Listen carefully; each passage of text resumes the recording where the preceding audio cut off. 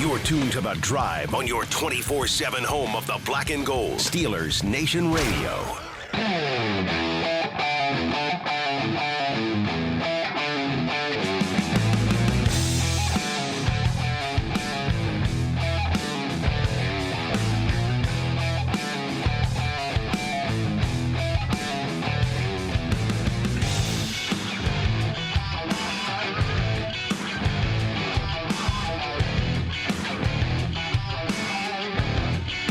Good afternoon, Steelers Nation. It's The Drive on the Steelers Audio Network here on another Victory Monday for your Pittsburgh Steelers as they defeat the Patriots in Foxborough at Gillette Stadium 21-14. In Matt, a dramatic one, an interesting one, I think perplexing one. Maybe that's a good word. You and I have both been doing this for a long time. You and I have watched and covered a lot of football games, both Steelers and otherwise. Mm-hmm.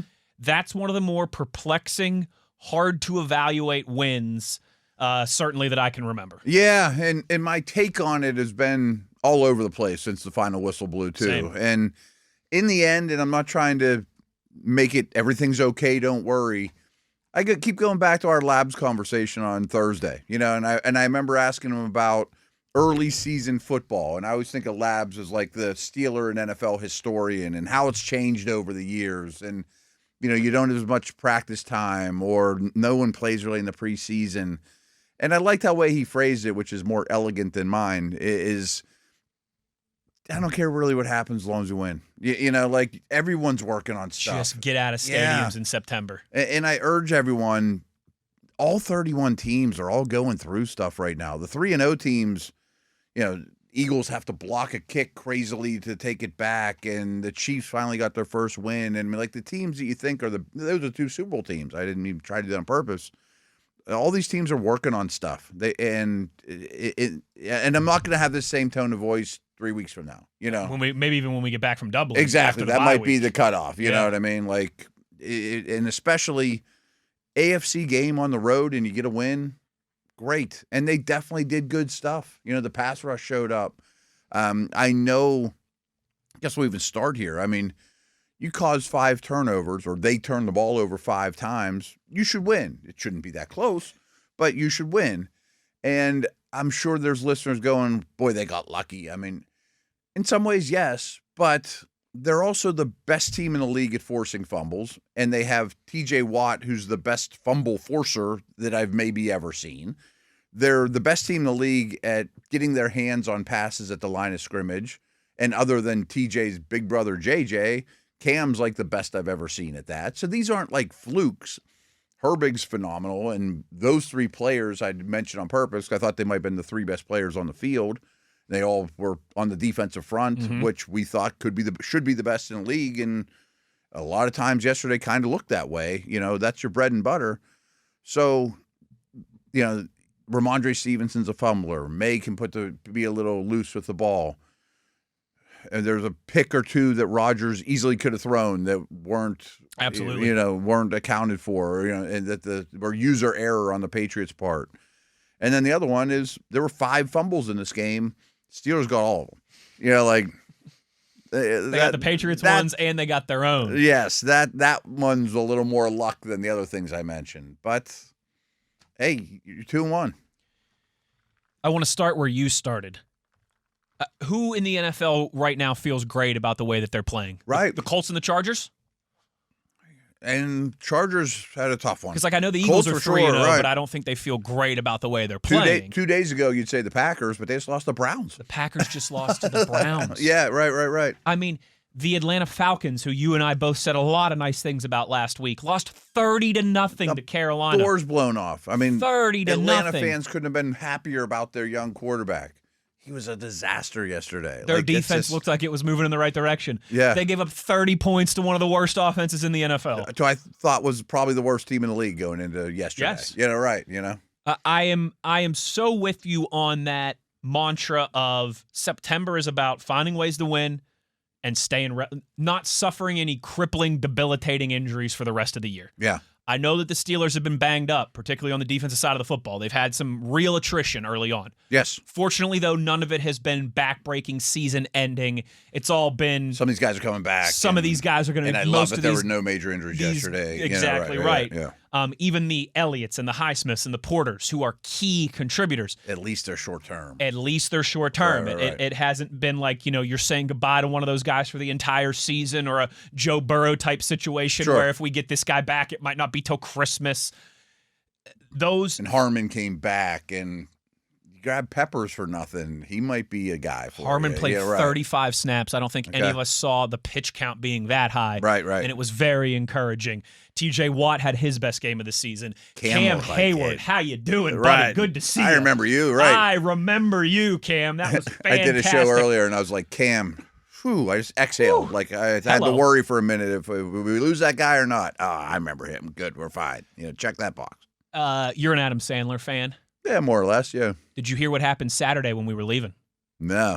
Saturday, as we are all at the FBO, the private airport that the Steelers fly out of to take off to Providence, where we flew into, Adam Sandler was landing on his private jet because he had a show at PPG Paints Arena Saturday night.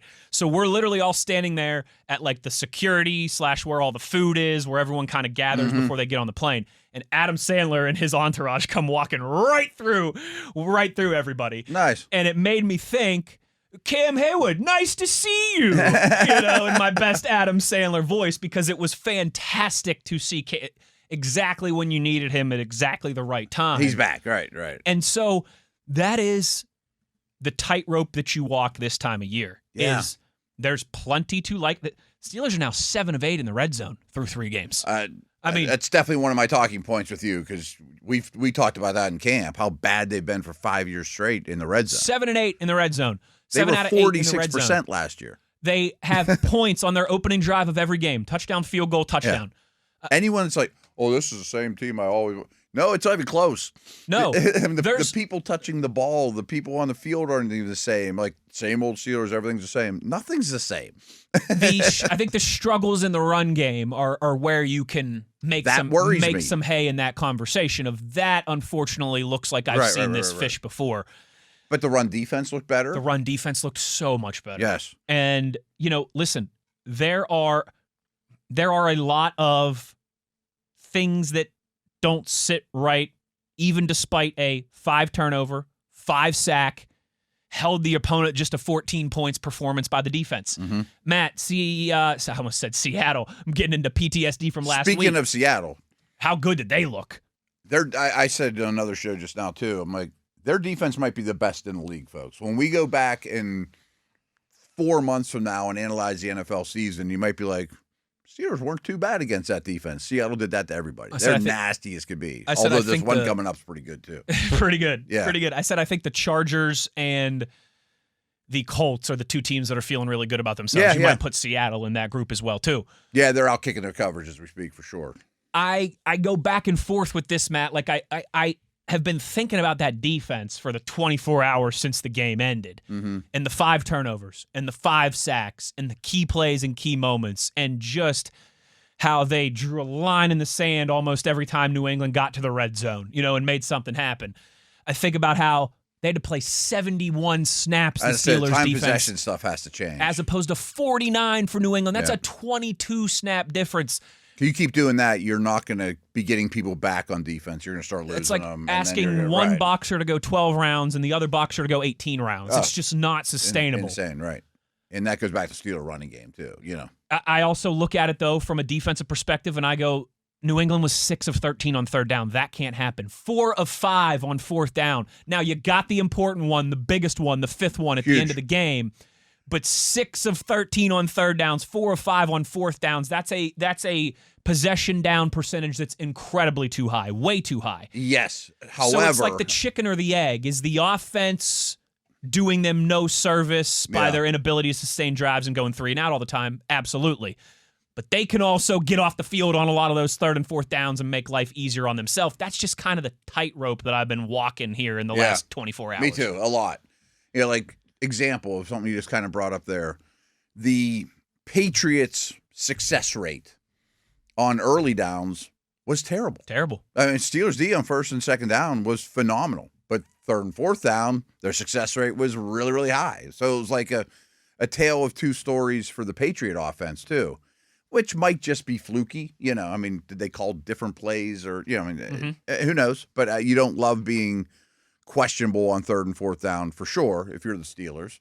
But the early down stuff was really, really good. And then the thing that shocked me, but then when I let it sink in, the Steelers' success rate on offense across the board was really good for the first time in all year. And here's where I'm going with it is if just recall the game in your mind, because when I read that, I'm like, this might be a typo. Like, really, they're never a good success rate. I need to offense. source this somewhere else. They couldn't, get first downs, but there were very few negative plays when the Steelers snapped the ball. Sacks, turnovers, tackles for loss. They're not all. You might only be getting 1 or 2 yards on a run, but you're not losing 2 or 3. There was not any bad stuff when you snap the ball, which goes back to not losing. And Mike Pursuta brought this up, and I 100% agree. I think it's a lot of that's just your quarterback knowing where to go with the football and what you got out of the bad plays and, all the neck up stuff. The amount of time he sees penalties before they happen. Oh, yeah. Like my wide receiver. He's a microprocessor. My wide receiver's got this guy beat. I'm going to throw it up because we're either going to get it or worst case scenario, he's going to have to hold him or haul him down and we're getting a penalty. I mean, and people in the watching on TV like me will be like, "What are you throwing that for?" And maybe like, "Ah, there was a flag."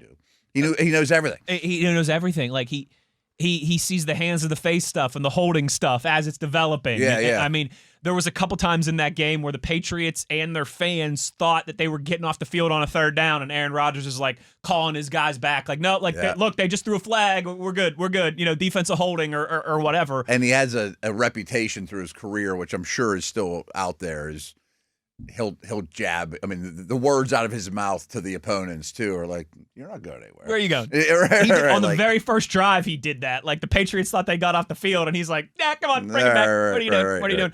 Which, by the way, he is a microprocessor. Best vantage point in the league by far. Now, Dan Quinlan was just in there. He's like, it was the best box to, like your view was better than ever. Yeah. There's 30 stadiums in the NFL, Matt, right? Because the Jets and the Giants share one, and the Chargers and the Rams share one. So 30 stadiums for 32 teams. Yesterday was my 24th.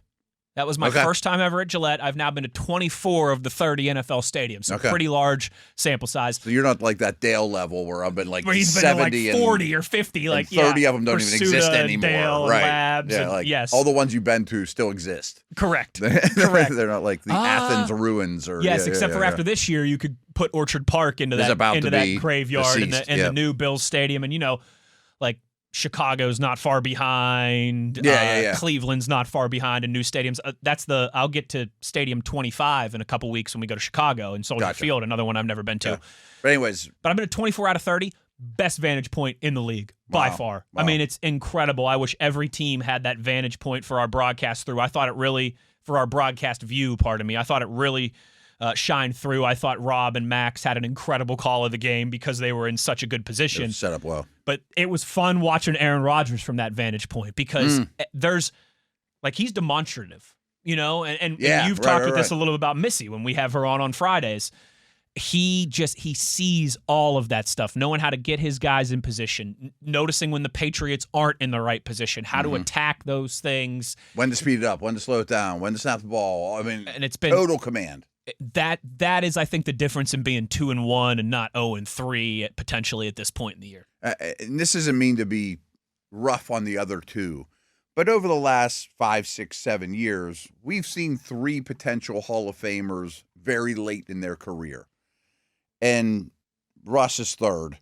Ben's clearly second, but Rodgers is clearly number 1 in terms of all that stuff you just mentioned, And Ben's not bad at it. No. Frankly, I think for his age, Russ is not that particularly good at it still, and that never really was his bag. That showed last night. Rodgers is as good as Manning when he was 40 years old. I mean, like, he is an elite guy that it's always been overlooked because he's so good in his prime doing the Mahomes stuff, Yes. And, man, I tell you what. He steals a lot of yardage and a lot of plays over the course of a year, And when you talk about winning in the margins, right, that's crazy important. They don't run into the teeth of the defense anymore. And, the bad plays are starting to evaporate, even if his supporting cast isn't quite living up to it at the moment.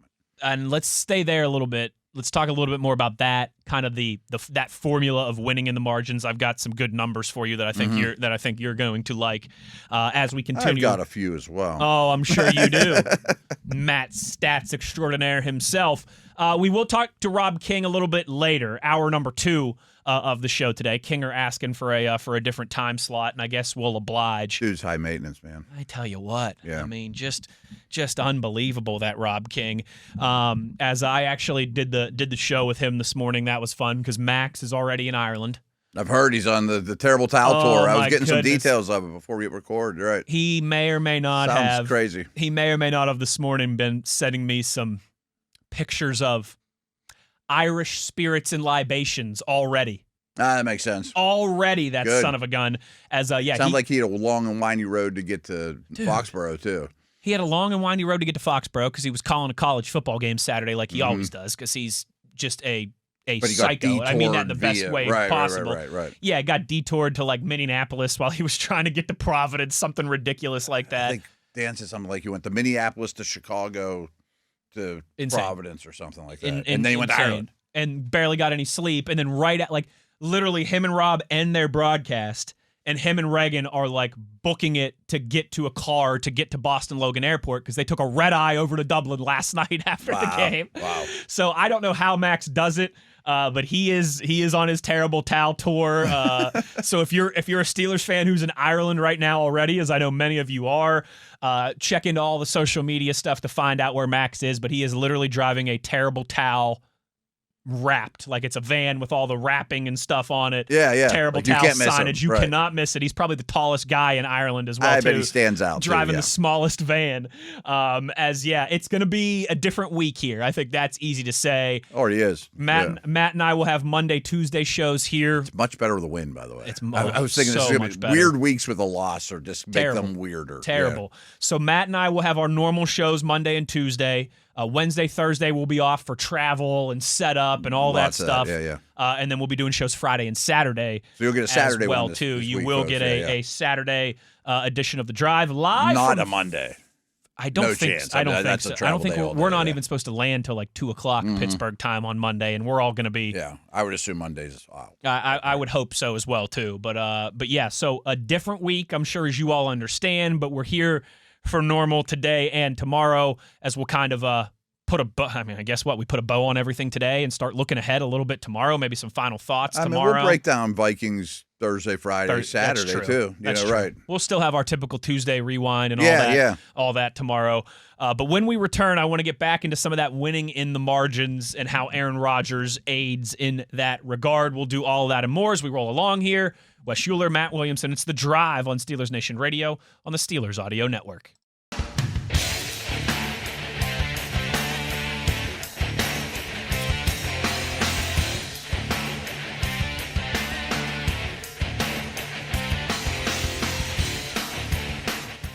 Matt, math is not my strong suit, okay? Okay. Start there. Took only one math class in my time in Morgantown. And I, fortunately, like 40 statute of limitations passed on this stuff. I think so. Yeah, you're saying. I mean, I graduated like 12 years ago. I think I'm good. I don't think they're going to revoke my degree at this point. I took one math class in college. Attendance was like 40% of the class grade. Okay. Massive, Just show up. Massive number. I had a girlfriend at the time who was in that same class as me. I would give her my student ID every day, and she would take it to class and swipe me in. Swipe it. I don't think I went to class once except for the first syllabus day, and when we had tests and stuff. I ended up, like scraping by with a C or something like that. At least you got that 40% in the books. At least because I had that 40% in the books. I was like, there's no way I'm getting any. Even if I bomb these tests, I'll still get a C. It's fine. That's great. My one math class that I had to take, as a broadcast media major. Yeah. I checked that box. I got out of there unscathed. Yeah. C's get degrees, baby. Unscathed. My parents might not have looked at it that way, but that's okay. That's a different conversation for a different time. Math was not my strong suit. Numbers are not my strong suit. You're the stats guy around here, and I'm sure you might have seen this floating around already.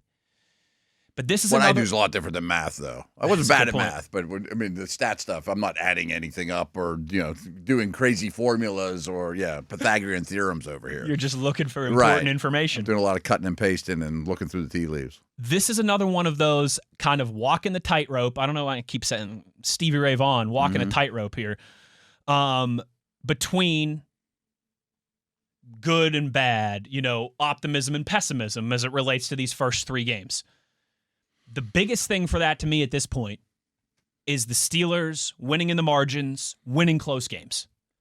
How much of that is a huge part of their DNA, Mike Tomlin's DNA, Aaron Rodgers' DNA, as you and I have talked about, the Patriots, good coaches, good quarterbacks, good teams, this is what they do. I mean, Tomlin's one-score record is ridiculously good. And that's where I was going with all this. That's a big body of work.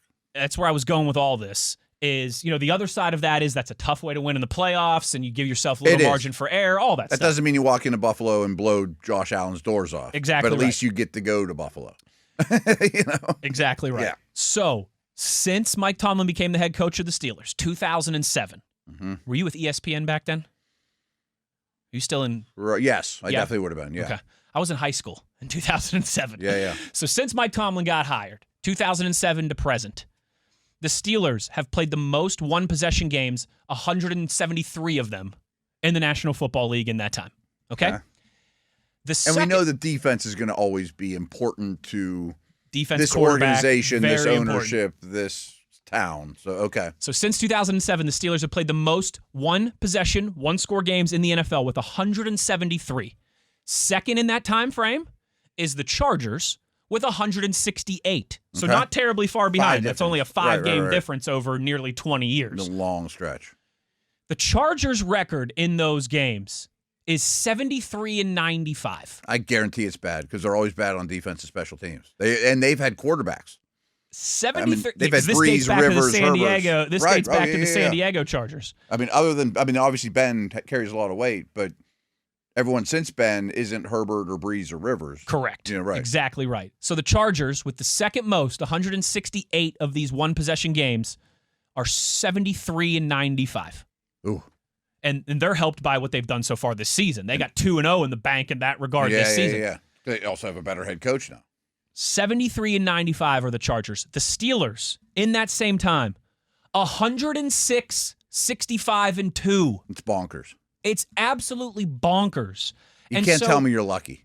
You can't tell me that. You can't. Right. And so the other side of that is if we pulled the biggest nerd out on the planet, they would just say, well, you flipped the coin and it came up heads more than anyone else should have. You're lucky. For a year, you can maybe say that to Right. me. For 2 years, maybe you can say that to me. Not over the course of 19 or 18 There's an art seasons. to it. There's an art to it. There's no an art doubt. to it. Yep. The Steelers have played the most. And this is a one-score league. They've played, and that's where, again, this whole kind of like conversation of how to feel on a day like today. The Steelers have played the most one-score games in that period of time.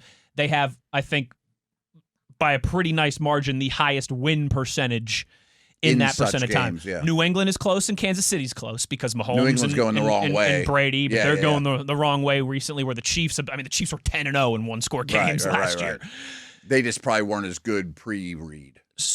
Exactly right. If we started this when Reed took over or they Mahomes might be number they'd one. Probably the best they'd probably have a little bit better than the Steelers, certainly. But if you're in that company, that's what we're talking about here, right? And so you can look at that again, the optimism, pessimism, walking the tightrope. You can look at that and you could say, okay, it would be nice if the Steelers weren't first in the league in one-score games. You know what I mean? It'd be like a game like yesterday is a good example. You got 5 turnovers. You won the turnover margin +4. Correct? Yeah. Because Steelers just had one, the Aaron Rodgers to Bobby Spillane interception. You should have won by more than one possession. Matt's turnover ratio was +5 because you stopped him once on 4th down. There was right. not a field goal tried in the whole game. That's right. So that's right. In reality, to me, it was +5.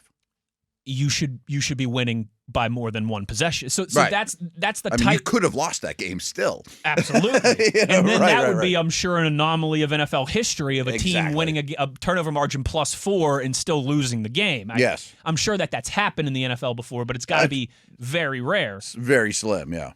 So that to me is, again, I can take that and I can look at it positively and I can say this is a one-possession league and the Steelers are as comfortable, more comfortable in those moments than anybody. And now I think comfortable's the word. Like, you don't panic.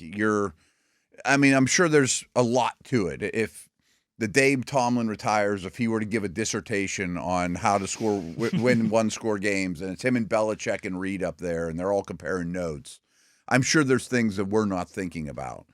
But I think a lot of it is just holding your water, being patient, being in really good physical shape, because fatigue factors in late in games. I'm sure there's other aspects to it than just, I know how to win. There's, again, I'm looking for something here. Okay, here's the crazy stat, too. Along those lines. This was the 5th time in 13,558 total NFL games in the NFL since 2000. So since the turn of the century, there's been over 13,000 NFL games. This is the 5th time that a defense collected 2 turnovers after allowing its opponents to reach the 2-yard line. Wow. You talk about walking the razor's edge. That's a really tough way to live. Don't get me wrong. Yes, it is. But they're better at it than everybody else. Yes, they are. That doesn't mean you're going to do it every time. But as you said, like winning in the margins, their turnover stuff is great. Like all those that chart I sent you that I've been putting together. There's one area that's terrible. The explosive play difference is horrendous. Still bad. But my turnover differential, they're +8 in 3 games. That's why you're 2-1. Right. You're +1 in missed field goals. You're +2 in fourth down differential. Differential at now after now you're a +1. Now you're coming back. Yep. You're coming back. Yep. You're a +1, but you're -14 in explosives. That's horrendous. Horrendous. That's bad. But that's worse than me in math class. Getting C's, getting degrees. But +8 in turnover through 3 games is awesome, and that's the most important one. That's, again, winning in the margins. And small thing you mentioned, or we didn't mention, but I just want to throw it out there too. This is only the 2nd time since 2021 that they've won a game in which Chris Boswell didn't make a field goal. Like you didn't even have to relate on you didn't have to rely on your super stud kicker. Mostly because your red zone stuff, as you mentioned, is way, way better, which I think will keep up. They're not going to make 8 out of 9 or 7 out of 8. Right. But they're not going to be at 46% like last year either. Correct. And even little things like, the kickoff coverage wasn't very good lately. Kickoff returns weren't very good lately. That was the last kind of good thing in my notes that I have here is kickoff coverage improving. Much better. Much better, right. It seemed like those games against the Jets. It was at least equal in this one. The games against the Jets in Seattle were bad. Awful. They were starting at the 35, 38-yard line. You're handing them first downs, that they don't have to get. And I don't know if you know this number off the top of your head, but it's like the average points per drive when a team starts at their 25-yard line versus their 35-yard line is an astronomical difference. Yeah. It's probably a field goal difference. It's close to a field goal, I think, just for getting that extra first down on the house, on the house, when you do that. It was bad against Seattle and the Jets. It was much better against New England. Yes. And that's a big – Matt, the Patriots had 12-play and 17-play drives that resulted in 0 points, each of them. Yeah. 17-play drive at the end of the first half, 12-play drive at the end of the game, 0 points. Yes. And you're not doing that if they're starting with the ball at their own 35, 38-yard line. No, right. They have a big return, or if they would have got the ball off an interception or a strip sack or something like that. You didn't have any turnovers, and your coverages were better. That's really well said. And now you might have tightened up in the red zone either way, but they probably would end up with 3 several times. Sure. They wouldn't have 0. Now, my next big point of contention, and this is back to symptoms versus, when you go to the doctor. Like, now I think you got to go to the doctor and be like, our time possession stinks. What's the problem here, doc? The problem, Matt, the problem is you can't run the ball. Is you're running the ball 2.3 yards per carry. Per carry, yes. Now that's what needs to change. Jalen Warren's getting contacted 3 feet past the line of scrimmage every time. Not even. Yeah. A foot and a half past the line of scrimmage every this time. game, it was 0.2 yards past the line of scrimmage was first contact. Do you remember what it was against Seattle? Because it was I could find it, but it was -0.3 negative, against right. the Jets. So they're living right in that. He's getting contacted at the line of scrimmage. He's getting contacted at the line of scrimmage. Every run that they have. Which is You want to talk about tough ways to make a living. That's the toughest way to make a living. That's a tough way to make a living. That really is. Even Now, that's the thing that needs to change the most going forward. Even if you're the Cincinnati Bengals with a healthy Joe Burrow and you are chucking the pigskin around everywhere, that's still a tough way to make a living running the ball I'm getting contacted at the line of scrimmage just like every time. I don't care how great your quarterback and your wide receivers are and your pass game is. That's a tough way to make a living. And it's always going to be a small number. Somebody's going to get a hand on people. Sure. Rarely you running through massive holes. But like the Jets were like 3 or 4. It was okay. Brees Hall against really the Steelers was 1.6 yards. And think how much faster your feet are moving. From the point you get the handoff behind the line of scrimmage, more head of steam as well. Yeah. You're harder to tackle. Falling forward. Right, exactly. So even that you're not even getting it going You're yet. falling forward for an extra 2 or 3 feet instead of getting stopped in your tracks. You become much harder to tackle. Right. And as you and I spent a lot of time this offseason, Dale spent a lot of time this offseason, Arthur Moats spent a lot of time this offseason discussing those inches, those feet, over the course of 17 games, when you're a team predicated on running the ball, is massive. Yeah, 4-1 for the year versus 4-3 is a ton. Massive. A ton. Massive. It's time possession. And then I think I mentioned this, but, I mean, when you're losing time of possession, fortunately, Steelers had no major injuries in this game. Great. And you're starting to get some guys back on defense, it looks like. I don't know what's going on in Dublin, but I bet they get somebody back. You got Harmon back in this game. But if you keep losing time possession, you're going to lose more players than you gain, for sure, on defense. And then all of a sudden you're playing lesser guys, and then they can't get off the field. Like, it really snowballs when you start losing time possession game after game after game. The best defenses are the ones that don't have to be on the field as often. The less defense is the best defense. I mean, the Lions have done that so well over the last couple of years. The Eagles have done that so well over the last couple of years. I mean, after the first quarter, the number of the snap differential was insane. Speaking of Eagles, that third quarter felt like the third quarter in Philadelphia last year. Yeah. Where it was just the opposition offense, just 17-play drive, 12-play drive, whatever it was. Right. And to their credit, they made the plays when it matters most. Totally. But that's a tough way to live. It absolutely is. And that's another kind of, walking that tightrope thing. Like Moats would talk about this all the time. Like, as a defense, you're defined what you do outside of the 20-yard lines. Yeah, you get what I'm saying? Yeah. Like that's a huge Belichick thing. You'll see his great defenses. What you do inside your own 20-yard lines in the shadow of both end zones is where you're defined as a defense, and that is absolutely correct. But that doesn't mean that those 60 yards in the middle of the field don't matter either. Or wear on your body, or 100%. They're not fun as they're running the ball down. 71 offensive snaps for the Patriots as opposed to 49 for the Steelers. That's like Chip Kelly at Oregon imbalance. And massive, right. That's like Rich Rodriguez, his first go-round. And they turned the ball over and handed it to you quite a bit. Yes, right. It could have been worse. It could have been way worse. It could have been way worse. Like I mentioned, Belichick, rightfully so, he's considered one of the best defensive minds that have ever lived. I 100% agree with that. He frankly didn't care about yardage. There were some stats that he's more red zone defense. Number huge. one. They practice red zone D more than anybody in the planet, supposedly.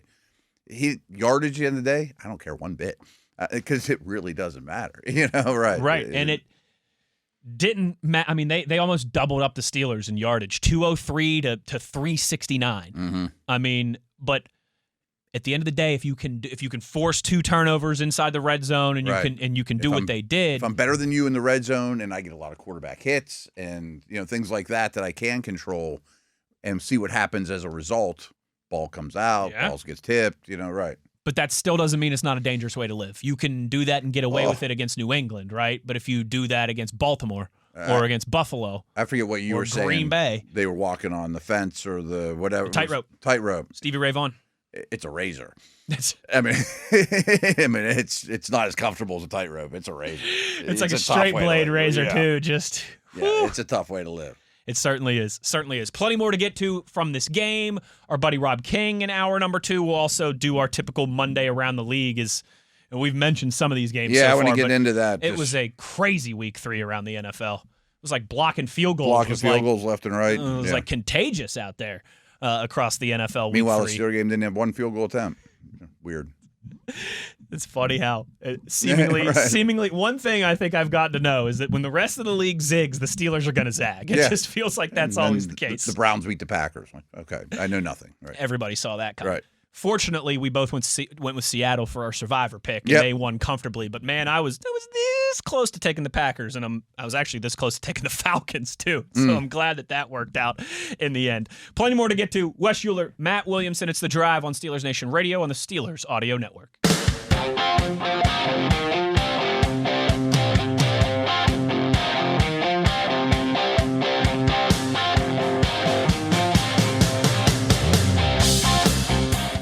Steelers get it done 21-14 at Gillette Stadium in Foxborough. First time the Steelers have won there since 2008. Yeah, how about that? Which is, listen, I realize they're not in the same division or anything like that, but still pretty crazy. I mean, that was Mike Tomlin's second year in the league. The last time the Steelers won there. And they definitely both ended up in first place a lot of those years in between and played, not just the divisional ones that line up. The Steelers were not the only team that went few and far between without wins in Foxborough and Gillette Stadium. And I was impressed. Like, I realized they are fully out of they are out of their glory years. I mean, they just lived through the best decades that franchise will ever have. Oh yeah. I mean, it's like being in Pittsburgh in the 80s on the heels of the steel curtain, right? Mm-hmm. But that place was still rocking. That place was still loud. It's a cool stadium. It's one of those unique, like there's a lot of They always complain it's hard to get to. It's very hard to get to. Yeah. Okay. But when you're on the team escort, it's not nearly as bad. But it is in the middle of, like, you're driving through. It's almost like a college town setup. Yeah. You're driving through. Similar to Buffalo, kind of. Very similar to Buffalo. Okay. You're driving through neighborhoods, and it's like, oh, there's the stadium. Foxborough isn't big. No. Really, the only reason I know the town is because New England. Exactly right. And in fact, that was like one of my takeaways. I don't spend a lot of time up in that part of the country. Mm-hmm. I used to go to Boston a decent amount with my dad when I was a kid, and he was fiddling around and playing with the Boston Symphony and stuff like that. Yeah. But I was a kid. I wasn't really paying attention or anything like that. Like flying into Providence and going to Foxborough and all that. Like, it's one of the most beautiful areas of the country. There's so many like cool little quaint, like lake towns and everything. Some really cool restaurants and bars and sites and all that stuff.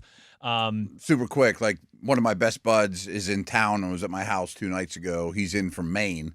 He's lived there for like 15 years and loves it. Was saying the same thing. Of the country. And my favorite road trip when I was with Pitt that we did every year was at Boston College, or every other year. I did 2 of the 3. It was like just driving into BC. It was like, this is cool. Yeah, awesome. Right. Yeah, it's a very beautiful area around of the country. this time of year. The foliage and like this is pretty neat. We landed in Providence. It's like right on the water, and there's still hundreds of boats out on the water because it's a beautiful, unseasonably warm for September. Last day of summer, right? Yeah. It's a really picturesque part of the country, which was pretty cool.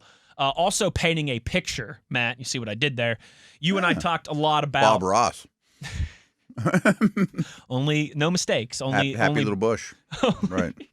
I just want you to know too. After you made those Departed references on the show on Friday, I'm gonna watch it on the plane. By the way, if I can't sleep, I think I am too. Yeah. And I am downloading it to my iPad tonight. I had the lines from that movie stuck in my head the whole night, like going to Italian restaurants in Federal Hill Saturday night. Especially seeing the crime, right? If you'll excuse me, I've got a date with some angels.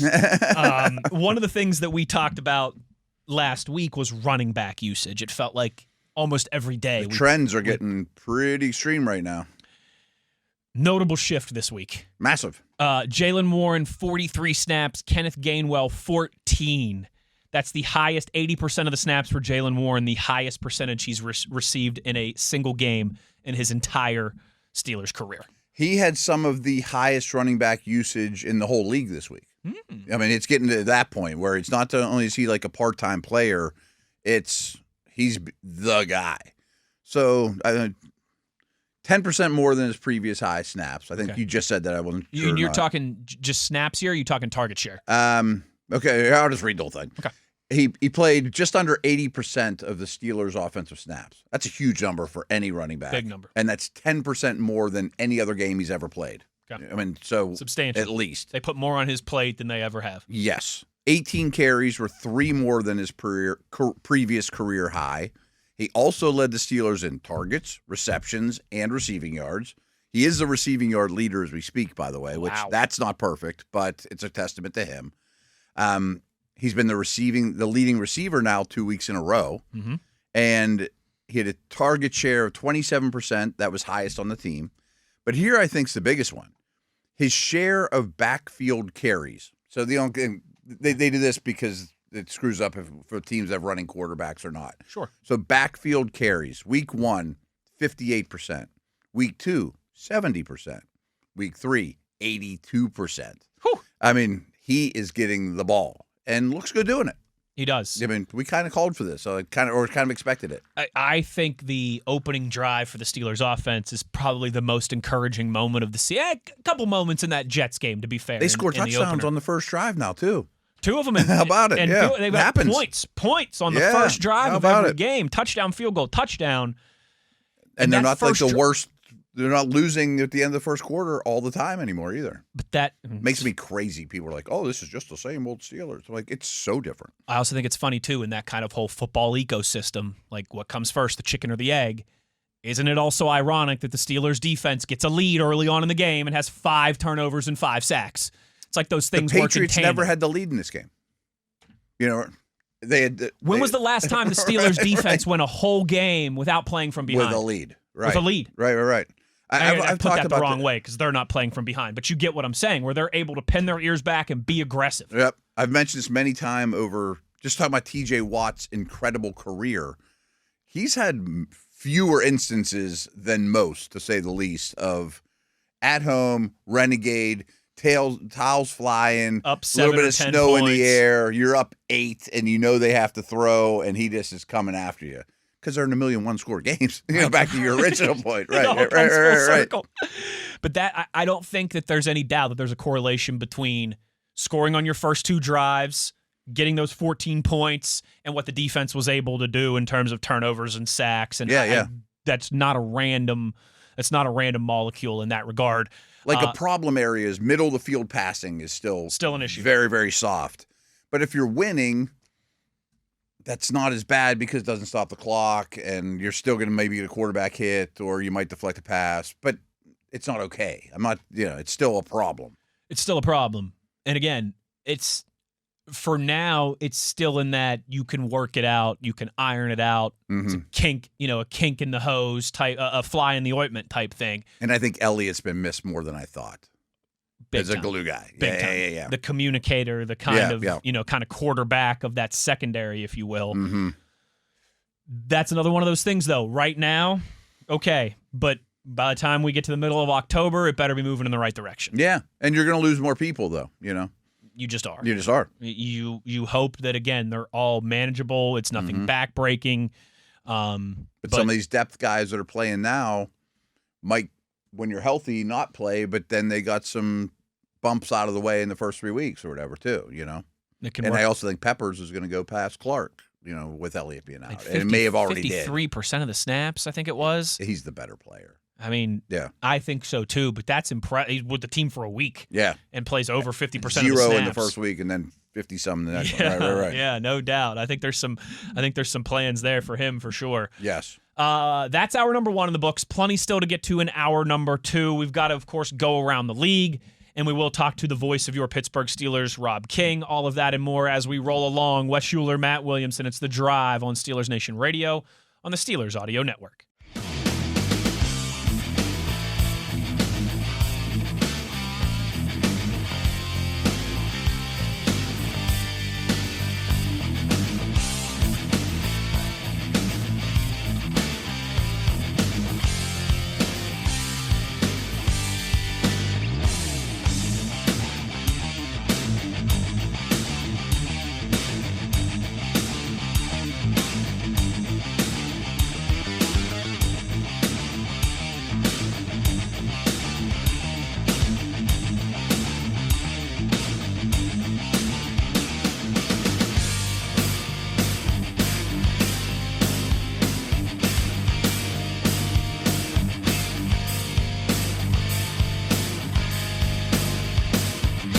Good evening, Steelers Nation. How we doing?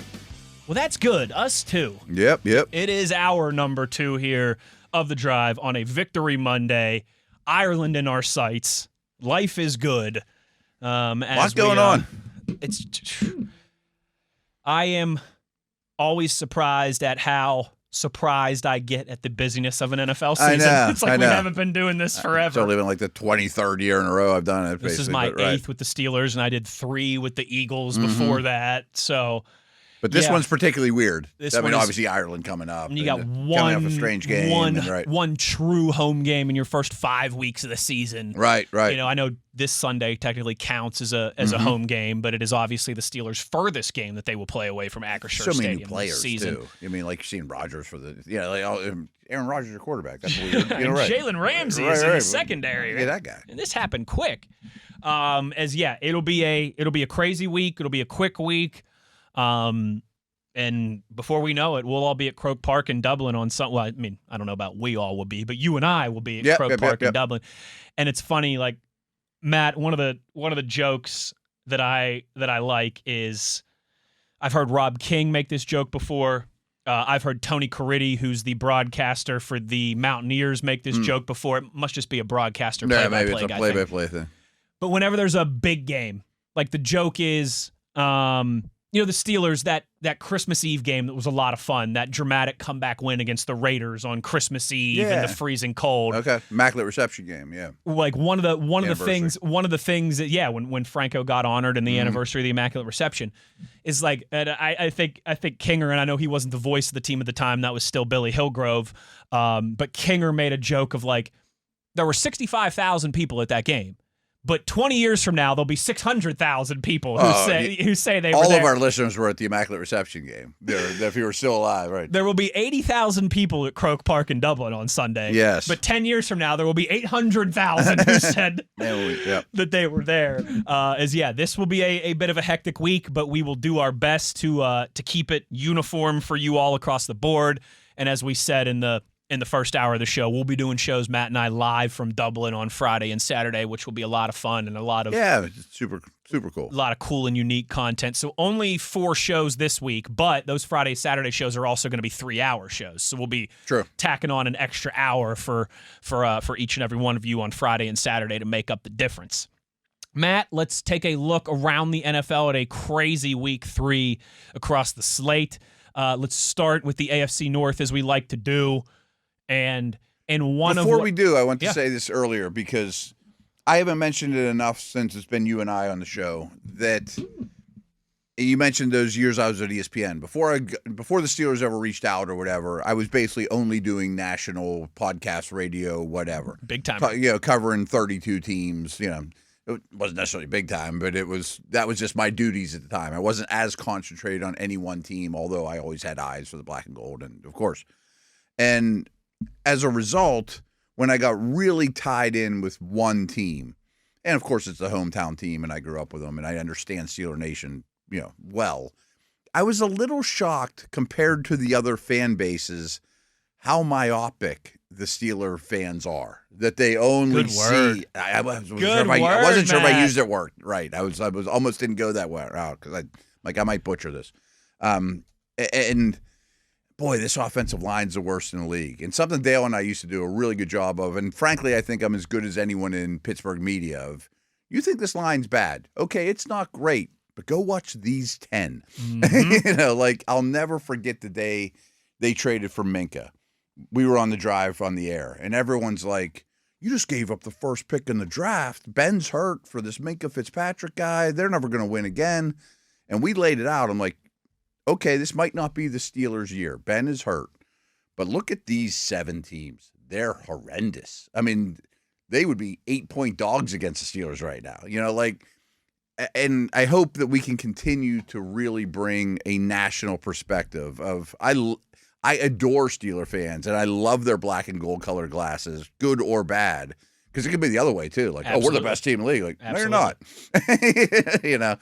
But to our point an hour ago, so many of these teams right now in mid to late September have a lot to work on. And if you just concentrate on any one of these teams, it wouldn't be that much different than the Steelers. It just wouldn't. Even the really good ones. I mean, their problems are better. They got Mahomes, they got Lamar, but they have a lot of problems right now, and some teams will work them out and some won't. You don't want to be the team that's playing your best football in September. Yeah, right. They don't. Rarely does that guy win the Super Bowl. Matt, you've been around longer than I have. I mean, I'm 34 now. I'm no young pup anymore. But I've never seen a Lombardi Trophy hoisted in September or October or November. Yeah. And it's a marathon. And in fact, if we went back over the last 10 years and we said who was the best team in the NFL in September, and then who won the Super Bowl, right? I bet you there might only be one, maybe two times in the last 10 years that it's been the same team. Or even that the team Eagles were in 2-2 September. to start last season. Yeah. Who was the best team in September, and what did the rest of their season end up being? They got in the playoffs and got blown out in the first round, or they won a game, or it went downhill. They didn't make the playoffs. They started after 2 games last year. The Saints looked like this insane powerhouse, and then they got destroyed the rest of the season. I think of that COVID season where the Steelers started 11-0. And back to Lab's point, and then just fell apart. The key is just not starting at 0-3. 100%. I mean, because then the math is like you don't want to be the Houston Texans. So make no mistake about that. You'd much rather be the Steelers than the Houston Texans. Absolutely, and I could fight you that the Texans are a better team than the Steelers, but it doesn't matter. Doesn't matter. It doesn't matter. It comes out in the math. There's only 17 They're now opportunities. 3 games behind in their division. The Texans are. You're right. Already. Not that many 0-3 teams go to the playoffs. No, absolutely not. They do not. Even in this expanded regular season, expanded playoff era, it's still a very difficult hole to climb out of. And that is all that September is about. Keeping yourself out of that hole and hopefully not sustaining any back-breaking while you're working on injuries. problems, because there's a lot of problems. No doubt. There's just so much turnover in the league. I mean, at least this team didn't have massive coaching changes. A lot of teams we're talking about have a new coach is trying to figure it out, and the quarterback's new, and all these guys are new, And a team that was feeling, I think, as good as you could feel about yourself through the first 2 weeks of the season. The Green Bay Packers. Yeah. They dominated the Lions, a division champion, one of the best teams in the league last year. They dominated the Commanders, a team that was in the NFC Championship game last year. Really impressive wins. And then they go to Cleveland and score 10 points and lose. Yeah, right. I mean, credit to the Browns defense. I'd say their defense through 3 games, is really good. I think, again, we're at trends point now through 3 games. That defense is a good, solid defense, one of the better units in the National Football League. And it has been for a couple years. This isn't just, they're playing pretty well. I think it's a good defense, period. I mean, they held the Bengals to 7 yards in the second half in the season opener when Joe Burrow was still on the field. I know I do it anyways, but I'm not allowed to say it, but Myles Garrett's really good, folks. And He's great. That's where it starts. You're right, yeah. I was joking about that with Kinger this morning. I was like, I know I'm not allowed to say nice things about the Patriots, but I really liked their stadium. And I was really impressed with how their fan base still showed up despite it not being a good team off the That's tail probably end right of up their there with glory. saying something good about Myles Garrett. You're not allowed to do those things here. Yeah. I know I've told you this before. I don't know if I've said this yet on the drive yet. I said it on the Steelers Blitz plenty of times. 4 years ago when I started traveling with the team, the biggest eye-opening thing to me was, wow, the Steelers really only go into 1 or 2 hostile environments a year. Like hostile Yeah, they play 8 or 9 road games. Yeah, Baltimore. But 6 or 7 of those, they've got at least 50% of the fans in the stands. Okay. It's really that heavy, huh? Oh, dude. Yeah. There was a couple years ago, obviously there's road games that are actually in your favor. I mean, L.A., Vegas, Houston, Atlanta. Guaranteed. Yeah. It's not even close. It's not Carolina. It's not even close. There was, but actual hostile environments is only a couple times a year. Couple times a year. Wow. Baltimore, Buffalo, Philadelphia, New England. If you happen to play those other teams. Kansas City. Yeah. But you might not even play any of those, It's not even Cincy and Cleveland. No. Yeah, right. No. Right. Cleveland, I give Browns fans for what they are, I give them I think Browns fans I give them are a good amount tremendous. of credit. I have great respect. But it depends what time of year you get them. If they're 2-10, it's not a hostile environment. Exactly if it's right. Week 1, exactly right. Like Mile High last year in Denver. That's a pretty legit. And you still see terrible towels, and they're still represented. Right, but it's still a hostile environment. The way you put it. Okay. And that was a hostile environment yesterday. Patriots fans were ready. They were loud. They were jacked up throughout that game. Yeah, coming off a win, they got a quarterback to be excited about. Right. Times are looking they're all better for buying them. into Vrabel and kind of the organizational reset that they're going through here. But I promise you this: when the Steelers go to L.A., it ain't going to be a hostile environment. No. Maybe a couple more of these in the back half of the schedule as well, too. And we'll talk about it. I'm sure it'll become very obvious in the next 72 hours. I'm sure there'll be Viking fans overseas. Totally. Because they're a great fan base, Great too. fan base. I mean, if we went to Minnesota, That's it on wouldn't my- go well. If That's this on my game was in short list Minnesota, of- that would be a hostile environment. So I was But there's going to be there's going to be more Steeler fans. at Vikings Stadium, but not for a game. Okay. It was when I was still with the Eagles. The Nick Foles Super Bowl over the Patriots. The first one for the Eagles in 2018 was there in Minnesota. Okay. New stadium, showing it off. So they sent us out. I was producing our afternoon show on the Eagles network at that point. So they sent the three of us, our two hosts and myself, out to Mall of America, Radio Row for the week. Cool. We went out Monday morning, did shows there all week, flew back Saturday morning to Philadelphia the day before the Super Bowl. But I went to the stadium to do like a site check for the game day engineers that were going to be arriving, to kind of spot everything out for that. So I got to go into to go into the stadium for like an hour and get the bearings down for the whole crew, a little pre-scout, if you will. But there obviously wasn't a game or anything going on at that point. But yes, another one of those fan bases that you're not taking over Lambeau Field. You're not taking. I don't think you're taking over Minnesota as well too. Right. But half the league, the Steelers go there and it's a home game or it's a neutral site bowl game. Right. You know what I mean? But yesterday wasn't one of them. Yesterday was not one of them. Well, I thought it was going to be because this is a Patriots team that, they're in their post-Brady Belichick. But that was not the case. The Browns get it done against the Packers and the Bengals, speaking of Minnesota, that was one of the more complete games you'll ever see a team play that the Vikings had yesterday. Now we get Baltimore tonight, but just to stick in the division, the biggest news in the division is it might be over for Cincy. And I rarely say that in September, but, Burrow's that important. This was a crazy beatdown. And, by the way, the Vikings are really hard to play against. We'll start talking Vikings later. They are very well coached. They're really well coached, and they won 1,000% on their defense. They literally scored on defense several times. Twice, I think, right? Cincy, and Cincy just couldn't move the ball at all. They were on the very short list of teams that had 2 passing touchdowns, 2 rushing touchdowns, 2 non-offensive touchdowns in the same game. Hopefully they played their best game last week, and you get them coming back down to earth a little bit this week. But yeah, I'm with you. I know Cincinnati was able to navigate Jake Browning to a 9-8 record a couple years ago, but that defense, they were 3-2 with him. That defense ain't just that was a much better defense, right? Yeah. And then Matt, tonight we might as well go ahead and touch on that now. Lions Ravens. Should be a great one. A great one. Yeah. Between two teams. Listen, if you're the Lions, you've had a tough start to the season. Oh, man. And you're like, if we can get a win here, hey, September, we're 2-1, we're fine. Oh. If you're Baltimore, I guess kind of similar. Like, you had to open the season up in Buffalo. Yeah. And now you've got a team that won 14 or 15 games last year coming to town. Several of the best teams in the league. This is a 5-star matchup tonight on Monday Night Football. It is. I like the Ravens. Not big, but I think they win 5, 6, 7, something like that. Yeah. They're 4.5-point favorites. I would lay You'd the lay points. the points with Baltimore. And Detroit's really, really good, and they're coming off a super impressive performance. I think the Ravens are just a tier ahead of them, though, especially the quarterback position. I think so, too. I think the Lions are in that second tier of contenders. Super Bowl contenders, whereas the Ravens are in the Super Bowl favorites category with just, Buffalo and Philadelphia. I agree. Chargers maybe move it. Let's talk about the Chargers a little bit on the other side. I want to get your thoughts on Herbert as well, too, because last week, Matt, you said that Herbert might move into that unicorn territory with the other 4 quarterbacks that we mentioned. And my goodness, did he play great yesterday? He's really something. Let's talk about that. We'll do more around the league. Actually, you know what? Let's close down with that and talk to Rob King when we come back let's talk to Rob. on the other side, as he's calling a little bit of an audible. Around the audible. league tomorrow, too. That's fine. We got plenty of time. We're just flying out of the country here in a couple days. We got nothing but time. We'll talk to Rob King when we return on the other side. Wes Uhler, Matt Williamson. It's The Drive on Steelers Nation Radio on the Steelers Audio Network.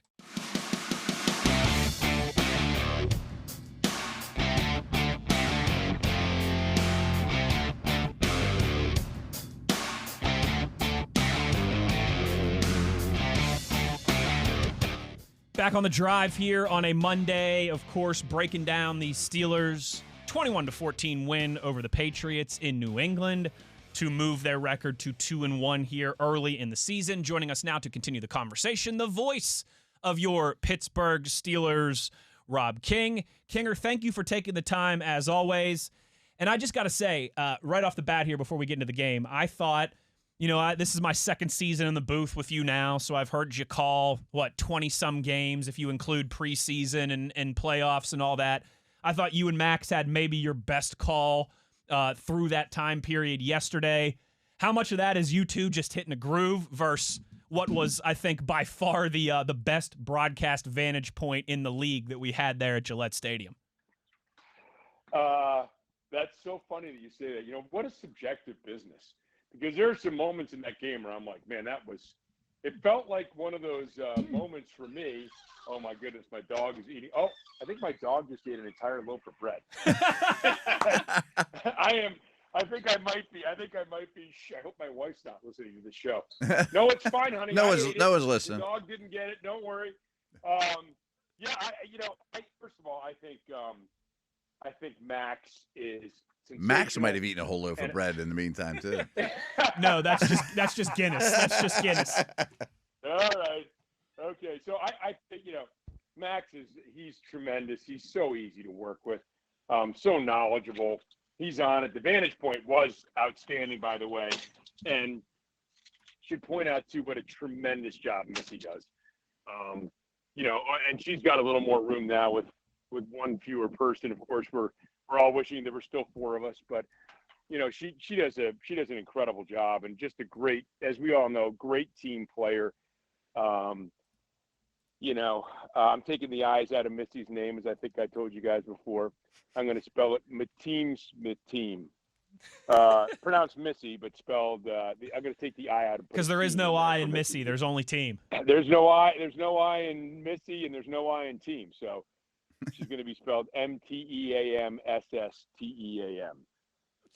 I don't know how you pronounce that. Mateem Steam, something like that. Anyway, she's phenomenal. And thank you. That joke might need workshopped a little bit, That joke Rob. needs workshopped a little bit, yeah. We'll unleash it on the public a little bit here, yeah. We'll work on that in Ireland. We'll work on that over a pint in Ireland, yeah. I think it may sound better over a pint than it sounded now on TV. Or on radio, I'm sorry. So anyway, all good, and they won, and move on and try to improve to 3-1. 1,000%. I mean, to me, that's the whole key is you won. You won an AFC game on the road. There's a lot to work on, but there was a lot of progress too. I mean, is there one area that you thought, boy, they made a big step in the right direction of what we expected? Mine would be Cam Hayward, Herbig, Watt. Yeah, hard to discount that pass rush. And, I think Harmon made an influence, right? Yeah. Harmon brought. There's a ripple effect on the D-line, right? Yeah, right. And I think that's only going to grow. And I don't think we've had a chance because of injuries to see the full complement of what we expect out of the defense. Basically, you've been down 4 starters with Harmon, Highsmith, Deshaun Elliott, and Joey Porter. Now, it's a no-excuse league, right? So you've got to adjust. You've got to find ways to still be successful. But I thought for me, that was the number one improvement, was the defense beginning to really look like the kind of defense we expect to see more and more of as the season goes on. And I also think, again, we're always trying to walk that line between reasons and excuses. Mm-hmm. And to me, I think it's they played. They've been banged up. They've been playing teams that are not really, suited particularly well for what I think they're going to be successful at, and defensively. And I think later on in the season, if they played the Jets again, they would do a much better job of shutting down the run. There's some newness there as well. But I do think that this game, Sunday in Ireland, and Matt and I run another program. Wes talking about this. I think this is more suited to what the Steelers defense should be able to stop. You got firepower. Well, we got corners.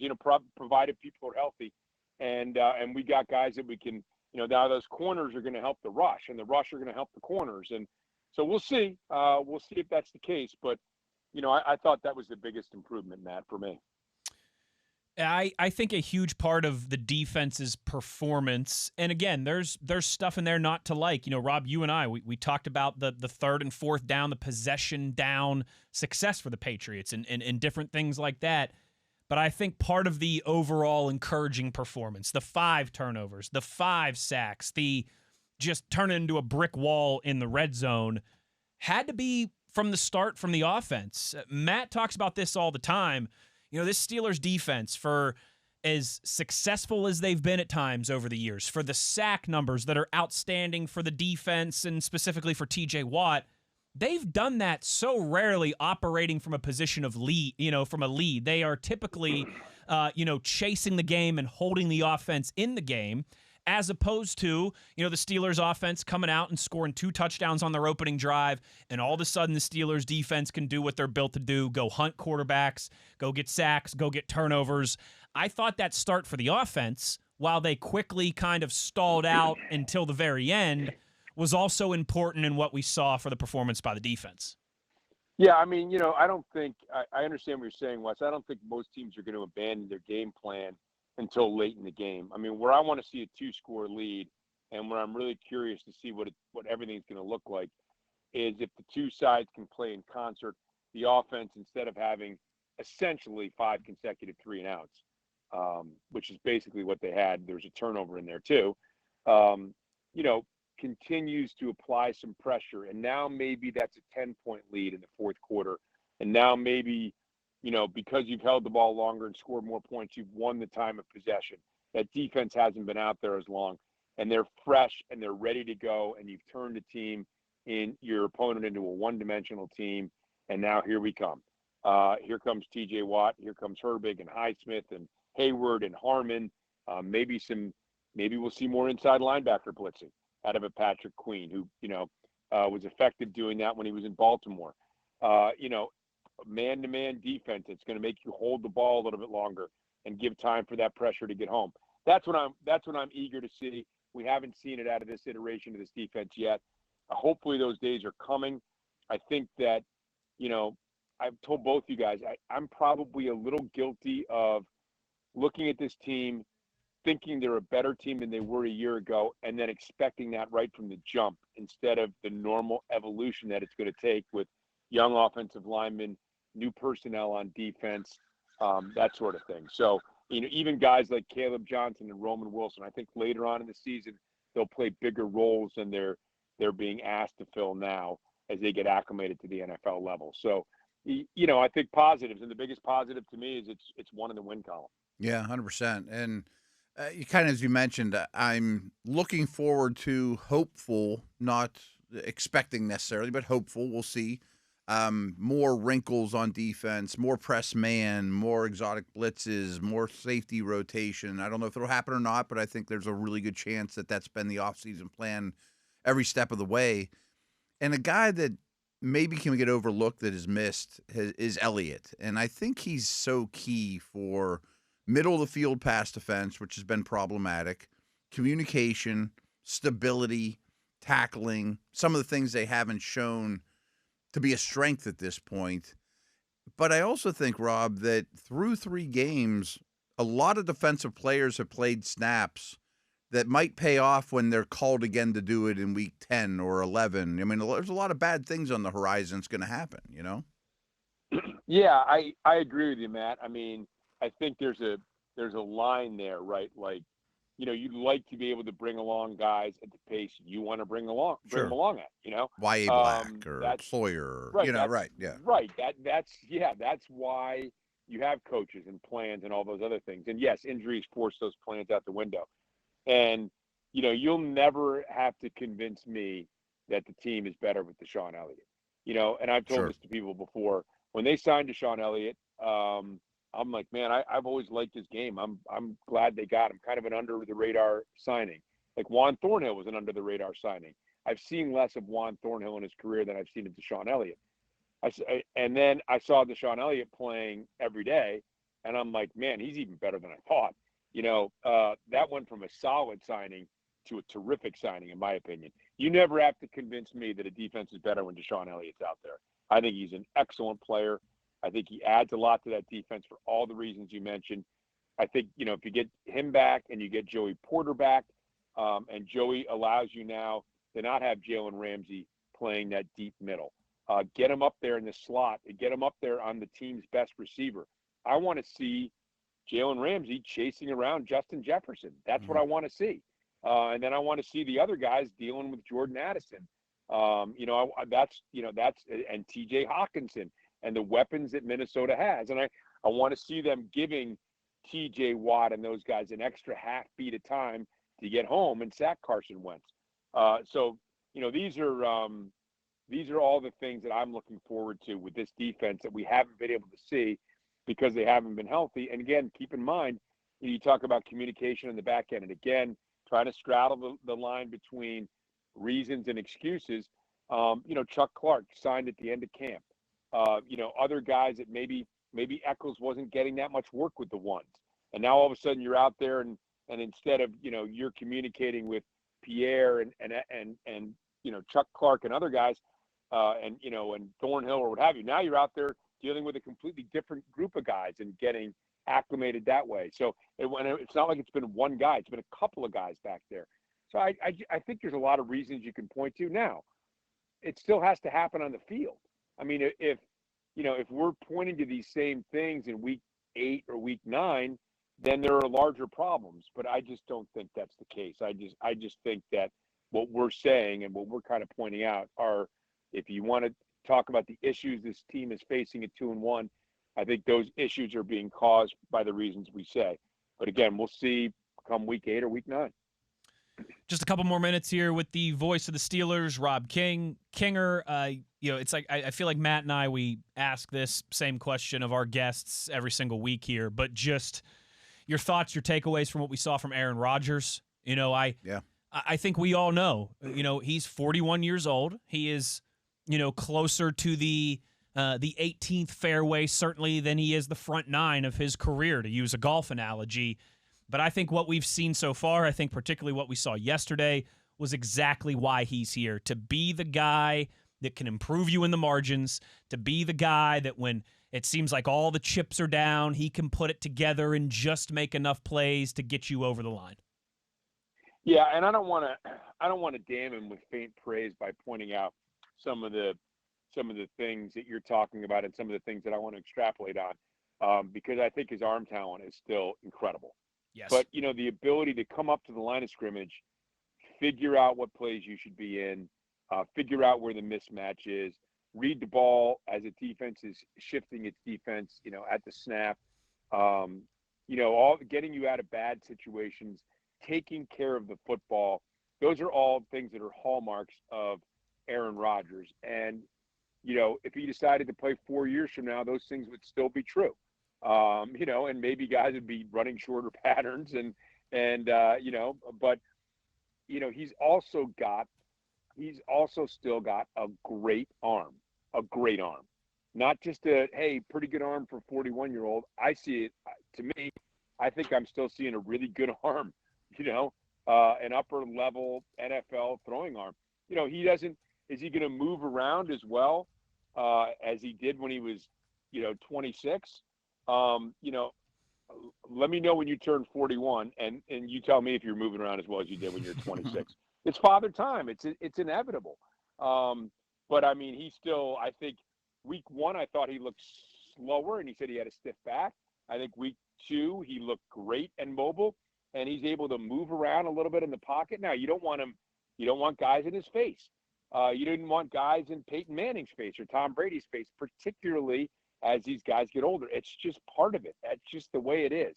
But I still see a quarterback who is the best quarterback we've seen in quite some time in Pittsburgh, and a guy who is more than capable of not only just guiding you to wins, but winning a game for you when he needs to. Rob King, kind enough to give us a few minutes of his time on a busy, abbreviated week. Partner, thank you for the time, and we'll see you on the plane on Wednesday. Should be fun. Looking forward to it, guys. And I'll work on that. That we got some workshopping to do, Matt. Yeah, we got work to do. I'll work on that. Work on that, and work on that, and make sure you get The Departed downloaded onto your iPad or your phone. All right, before we get onto the plane. I have seen that movie, but maybe I need to see it again for you, Wes. Call your mother and tell her you won't be home for supper. Thanks, Kinger. Thanks, guys. See you. There he is, the voice of your Pittsburgh Steelers, Rob King. And I wasn't just saying that to blow smoke. I thought him and Max, it was a game that was plenty to talk about, and plenty to, there wasn't a lack of excitement or talking points from Sunday. But I thought him and Max had a outstanding broadcast. Speaking of walking the razor, walking the tightrope. It's a new booth like the Steelers, I mean, they're hitting their stride in week 3. Exactly right. Wait until week 4. Wait until week 5. Exactly right. And they do a great job of just informative and professional, but they also throw in some funny jokes and things like that. They don't take themselves too seriously at the same time. It's a great listen and was a great listen on Sunday to the tune of a 21-14 victory at Gillette Stadium. I'm psyched to see and hang and have a beverage with Max, too. I don't get to see him. I don't go on the road with you guys. Like Combine is probably the only time that you really get to see meeting, him. Combine, that kind of thing. So we'll hang a little bit, maybe even get him on the air. And spoiler alert, I bet you he will eat plenty of food while I would think so, while we are over there. I'm sure he is. He's having himself a great time already. And, we'll get some stories from Max in the back half of the week, certainly. But we've got to get to our last break of the day. When we return, we'll close out kind of running the gambit of talking about some more of these NFL games across the league in Week 3. Wes Uhler, Matt Williamson, it's The Drive on Steelers Nation Radio on the Steelers Audio Network.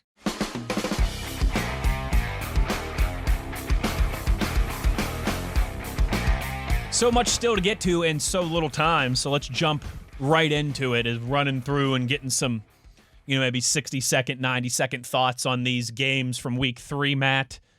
Colts 3-0, Titans 0-3. I think plenty of people had that on their bingo card. Yeah, but Ward's still promising. I mean, that fan base should just be patient, chill. You might have a guy there. That's all that matters. Yeah, that's all that matters, right? And trending in the right direction there. But we mentioned it, like there are only a couple teams in the league that are feeling really good about themselves right now, but the Colts are certainly, rightfully so, they might be at the top of the list, considering where expectations are versus what they've put on the field. Should I have them number 1 in my power rankings this week, Matt? That's not what I was suggesting, but I mean, in terms of higher than where I'd have them in preseason power ranks to where now, they're probably the biggest jumper. I would think easily. Seattle's Seattle somewhere in there, but I think it's the Colts, yeah. And wow, what a start for them. What a start for Daniel Jones, Indianapolis Jones, and we will see them later on in the season as well. Matt, one of the crazier endings as the Eagles were down 26-7 to the Rams, came back, blocked a field goal to win it at the end, and moved to 3-0 against two of the better teams in the league, and that game lived up to its billing. It did, and really the underlying storyline is more important. Well, there's a lot of block kicks across the league, which is weird. But in big moments too, like not just in the second quarter. No, right. There's a lot of big kicks that mattered. A huge thing that happened though was Hurts was able to get the ball to Goddard, Smith, Brown when they were down. I always question, how does that team play without a lead? I mean, that's not how they're built. They can't just lean on Saquon and that offensive line. Right. And the passing game stepped up big and got him back in that position where blocking the kick mattered, Bucks moved to 3-0. Jets moved to 0-3. Speaking of block kicks, it didn't bite the Buccaneers in that one. Yeah. But that's another team, Tampa Bay, that's off to a great start.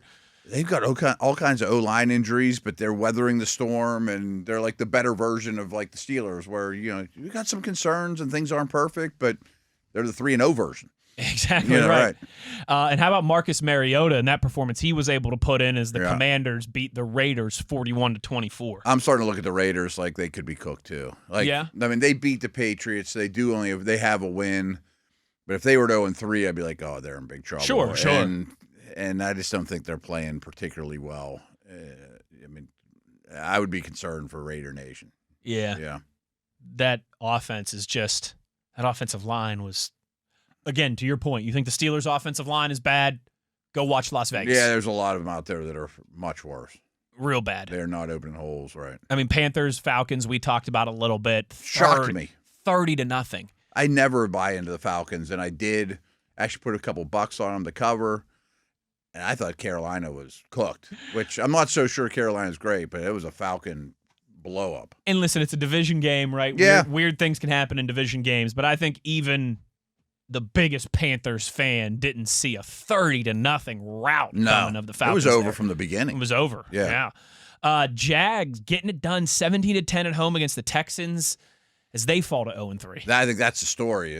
I think that the Jags are going to be one of those borderline playoff teams in the AFC. That 7th spot might not go to a world-beating type of team, and they could be that type of team that sneaks in. But it's time to be real worried in Houston. You're 3 games behind Indianapolis. Yeah. You now have the first 2 losses were NFC games. That don't hurt you as bad. But this one, which is Steeler related too. That Seattle one, that loss doesn't hurt you nearly as bad as if it was correct. A different team. But get this for the Texans. They're 0-3. Okay, they get the Titans at home next week. You better win that one. Okay, that's a start. But then they have to go to Baltimore. They have to go to Seattle. They host San Francisco. They host Denver.